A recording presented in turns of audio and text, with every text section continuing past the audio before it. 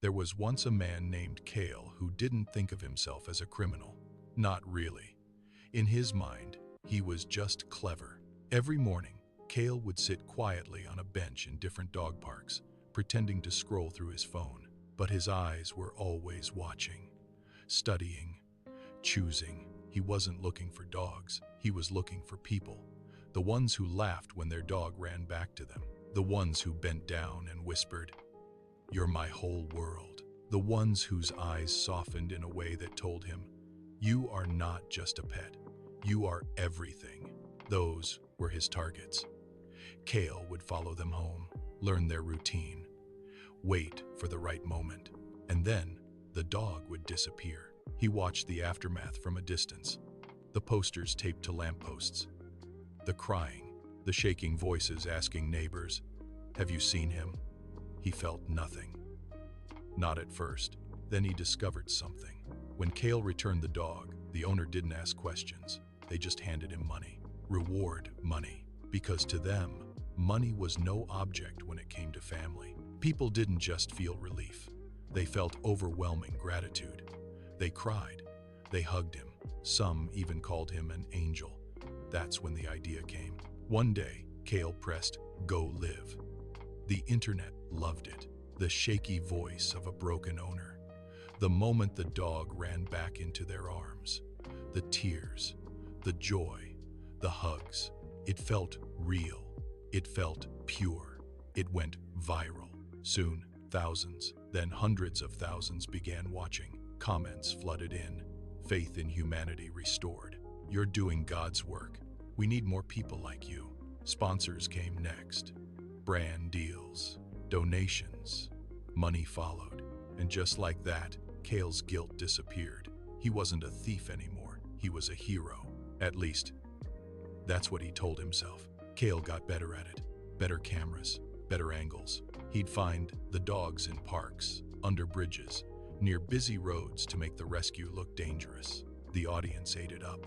His subscriber count exploded. He started planning the stories. The sadder the backstory, the bigger the reaction. Then he found Hallon, an old man, quiet, fragile. He didn't smile much at the park, but when he looked at his dog, a small terrier named Bruno, it was different, like the world hadn't completely left him. Someone at the park whispered, "He's a veteran, PTSD. That dog, it's the only thing keeping him okay." That should have been a warning, but to Kale, it was just a perfect story. A veteran, a service dog. The emotional stakes were huge. This would break records. He waited 3 days, learned Hallon's routine.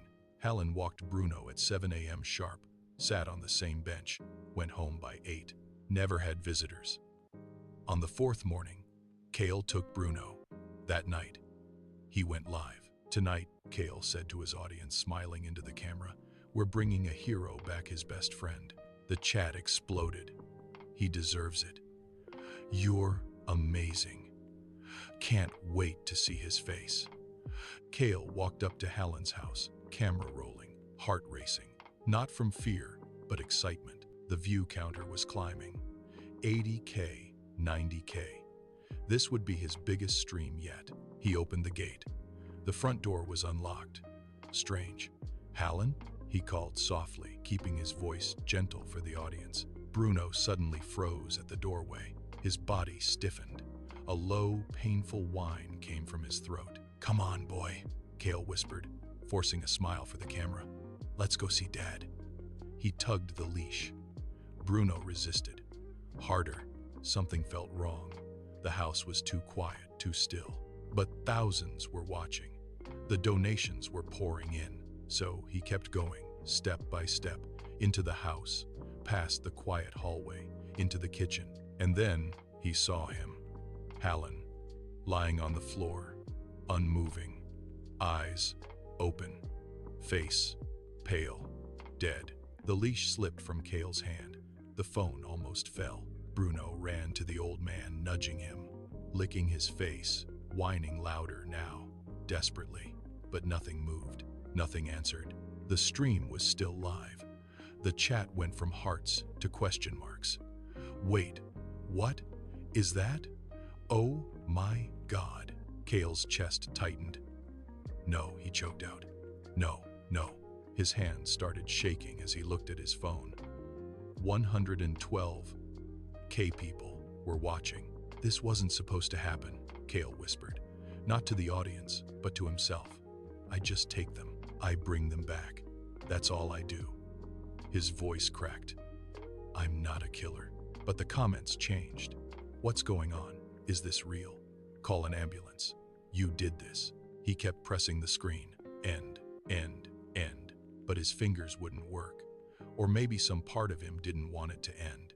Because for the first time there was no script, no edit, no second take. Just truth, raw and ugly. Sirens echoed in the distance. A neighbor must have called. Bruno didn't leave Hallon's side.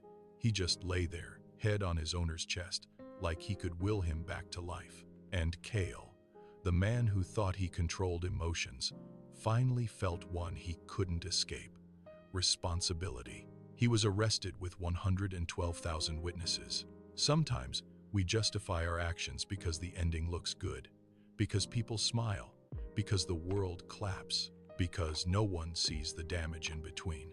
But real life isn't a staged video. You don't always get a second chance to fix what you broke.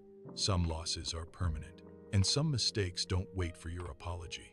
Not everything that looks kind is truly good, and not everything that brings you success is right. Before chasing attention, money, or praise, ask yourself, who is paying the hidden price for it? Because one day, you might finally see the truth, and by then, it may already be too late.